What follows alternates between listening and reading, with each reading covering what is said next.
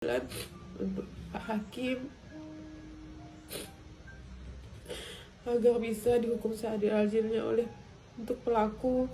Sosok Tini, istri korban perampasan nyawa di Pontianak, tangis pecah tak terima pelaku divonis ringan.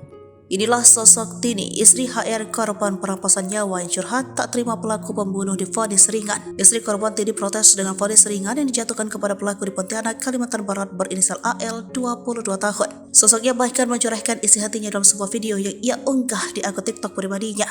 Dalam video, Tini juga menceritakan detik-detik komunikasi terakhir bersama sang suami. Tini menceritakan sesaat sebelum kejadian sekitar pukul 8, dia yang sedang hamil mengalami kontraksi.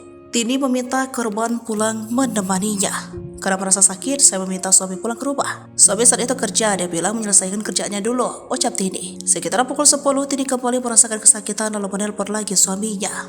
Tini merasa akan segera melahirkan. Saya sudah disuruh menunggu sebentar lagi, ujar Tini. Menurut Tini, pukul 11 waktu Indonesia bagian Barat, korban memberitahu telah bersiap-siap pulang ke rumah. Namun hingga pukul 1 waktu Indonesia bagian Barat, korban tak kunjung sampai ke rumah. Bahkan nomor ponsel tidak aktif. Awalnya saya pikir, mungkin masih di perjalanan, tapi sampai tengah malam tidak ada kabar, ungkap Tini. Setelah lama menunggu dengan bercampur cemas, mendadak rumah Tini didatangi sejumlah orang mengaku polisi. Orang tersebut meminta ke rumah sakit tanpa menjelas lebih lanjut. Setibanya di rumah sakit, Tini sudah melihat suaminya terbujur kaku dengan sejumlah luka di badannya.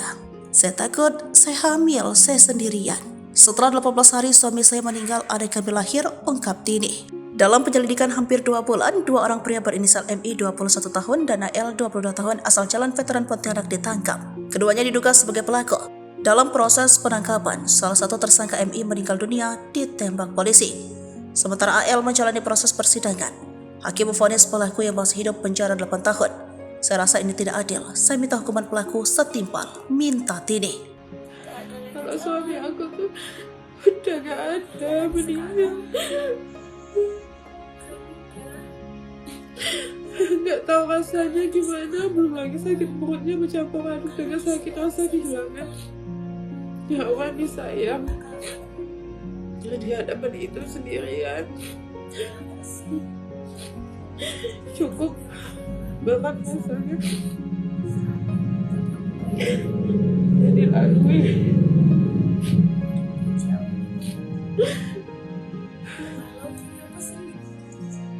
Sampai akhirnya 18 hari setelah suami saya meninggal, akhirnya saya melahirkan anak malaikat kecilnya yang selama ini itu ditunggu-tunggu, yang diharapkan sama almarhum.